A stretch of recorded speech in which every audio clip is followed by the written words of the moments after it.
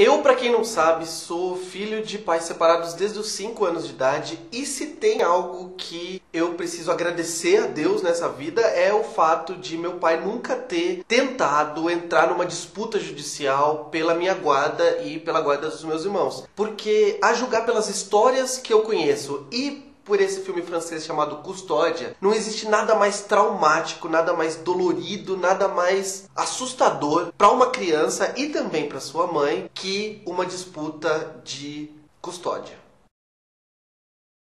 Eu particularmente tenho um fraco por narrativas que são tão realistas, tão naturalistas, conseguem criar uma atmosfera de tamanha imersão que você se sente realmente acompanhando a vida daquelas pessoas num universo quase documental. E se o Custódia não chega a se equiparar aos filmes dirigidos pelos irmãos Dardenne, como A Criança, O Filho e 2 Dias e uma Noite, não dá pra negar a inspiração do diretor Xavier Legrand dos diretores belgas, porque esse aqui é um filme que o tempo todo a gente acompanha aquela história através de câmera na mão, através inclusive em alguns momentos de câmera subjetiva, e mesmo que não seja subjetiva, uma câmera na mão no ângulo mais ou menos da visão daquela criança, principalmente do menino, e que retrata cenas do cotidiano daquela família para que a gente vá se ambientando a dinâmica entre aqueles personagens, a gente vai entrando realmente naquela família para que as coisas comecem a acontecer e a gente, quando a gente percebe, a gente está imerso, a gente já está dentro daquele microcosmo. E é claro que para essa estratégia narrativa dar certo, o elenco precisa ser um elenco muito competente e que consiga imprimir verdade, que consiga imprimir intensidade para aqueles personagens, porque é neles que está a nossa identificação, é neles que está a nossa repulsa, o que a gente sente durante o filme nessa estratégia, nessa lógica imersiva semi-documental, e aqui nem chega a ser semi-documental, mas muito naturalista, reside na força daquelas interpretações. E o Denis Ménochet, por exemplo, ele consegue viver um sujeito que é a encarnação do homem branco mimado, egocêntrico, pro qual a vida e o mundo e o universo giram em torno do próprio umbigo dele, e que também é óbvio, é agressivo, é violento. Tem algumas cenas, por exemplo, a cena da festa de debutante da filha, e que o filme começa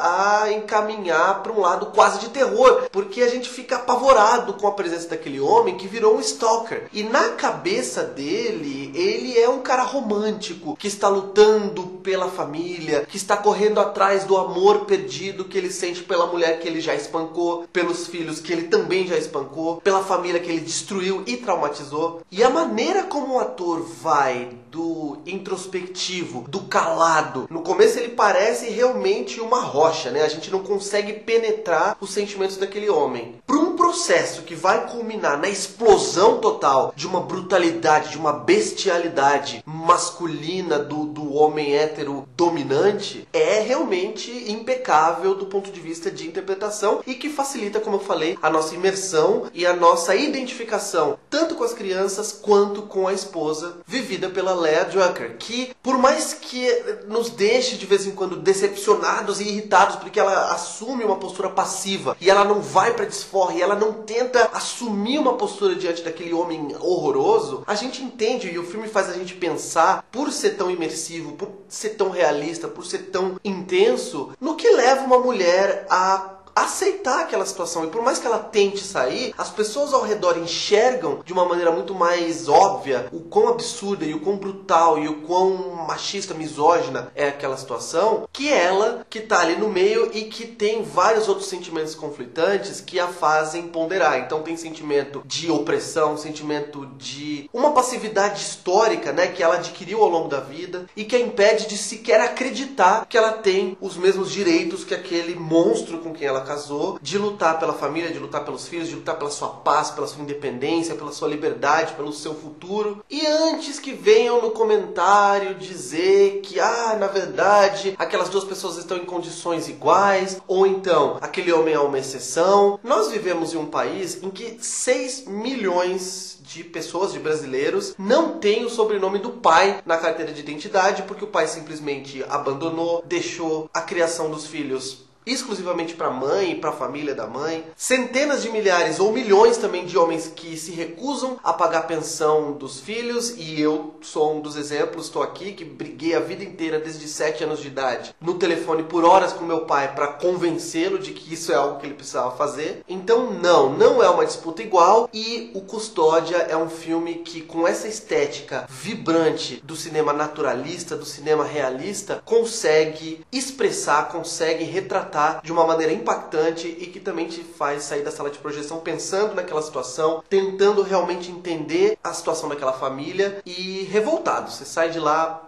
pistola. O filme estreia no Brasil no dia 8 de julho. Vem aqui dizer o que você achou, escreve nos comentários. Se inscreve no canal se você ainda não está inscrito, curte o vídeo, clica ali no sininho para receber notificações sempre que tiver vídeo novo. E por enquanto é isso.